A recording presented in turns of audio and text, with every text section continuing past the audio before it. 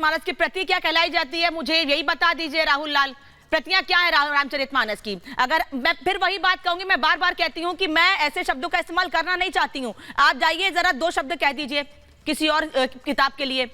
देखिए, यहाँ तो आप सीधे सीधे लेके जा रहे हैं, पंक्तियां पेपर पे लिख के उसका प्रिंट निकाल रहे हैं, जला दे रहे हैं उनको और दिखा के कह रहे हैं कि रामचरितमानस की कॉपी जला रहे हैं हम, खुले कह रहे हैं आप।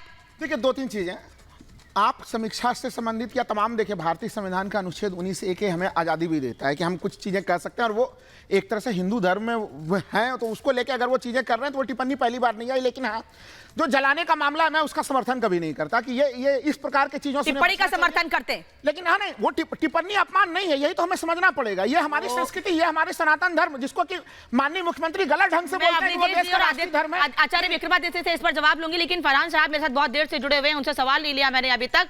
फरहान साहब, आपने पूरी डिबेट अब तक की सुनी है, क्या किसी धार्मिक ग्रंथ पर, किसी किताब पर सवाल खड़े करना या इस तरह की बयान लोगों की भावनाओं को आहत करने वाले नहीं है? मैडम, हमें भी 2 मिनट बोलने का मौका देंगी ना आप? बिल्कुल दे रहे हैं, बिल्कुल दे रहे हैं सर, इसीलिए आपके पास आई हूँ, आप जवाब दीजिए। मैंने तो सोचा था कि आपने मुझे सिर्फ सुनने के लिए आज बुलाया। नहीं, हम आपको सुनने के लिए बुलाए ना, आप बोलिए, हम सुन रहे हैं, बोलिए। नहीं, हमने सोचा सब कुछ सुनने के लिए मुझे आज बैठाया गया। कहिए। देखिए, ऐसा है कि मैडम, रामचरितमानस की चाहे चौपाई हो, चाहे शब्द हो, या उसका कोई भी एक नुक्ता हो, अगर उसका अपमान किया जाता है या किसी भी पन्ने पर उसको जलाया जाता है, तो मैं समझता हूँ कि पूरे रामचरितमानस और हिंदू धर्म की आस्था का अपमान होता है।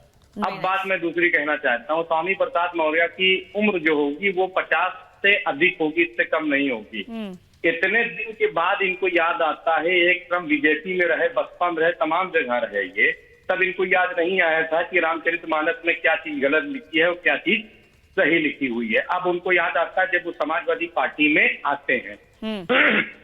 अखिलेश यादव और स्वामी प्रसाद मौर्य मिलकर रामचरितमानस का अपमान कर रहे हैं, केवल स्वामी प्रसाद मौर्य नहीं कर रहे हैं। अगर आप केवल स्वामी प्रसाद मौर्य को कहेंगी तो अखिलेश यादव के ऊपर आप मतलब कि उन्हें माफ करने का काम कर रही हैं, जबकि स्वामी प्रसाद मौर्य को अखिलेश यादव का पूर्णतः बर्दाश्त प्राप्त है और उनसे कहलाया जा रहा है। इसके पीछे का आपको उदाहरण मैं बता दूं, जिन समाजवादी पार्टी में जिन नेताओं ने इस बात का विरोध किया, उनको पार्टी से निष्कासित करने का काम समाजवादी पार्टी ने किया। इससे ये तय होता है कि स्वामी प्रसाद मौर्य जो कह रहे हैं वो अखिलेश यादव की जबान कह रहे हैं। सभी यही बात कह रहे हैं। मैं तीसरी बात कहना चाहता हूँ।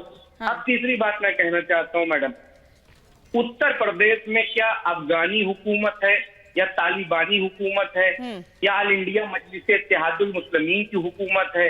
वहां तो एक संत की हुकूमत है, वहां तो भारतीय जनता पार्टी की हुकूमत है जो हिंदुत्व का कट्टर समर्थक है। उसके बाद वो क्या नाम रामचरितमानस का आज 1.25 महीने से अपमान बर्दाश्त क्यों कर रहा है? रामचरितमानस हिंदू समाज की आस्था का केंद्र बिंदु है और वो स्वामी प्रसाद मौर्य को गिरफ्तार करके क्यों नहीं जेल भेज पा रहा है? अगर कोई चला देता है, पत्थर चला देता है। बिल्कुल ठीक सवाल है फरहान साहब आपका।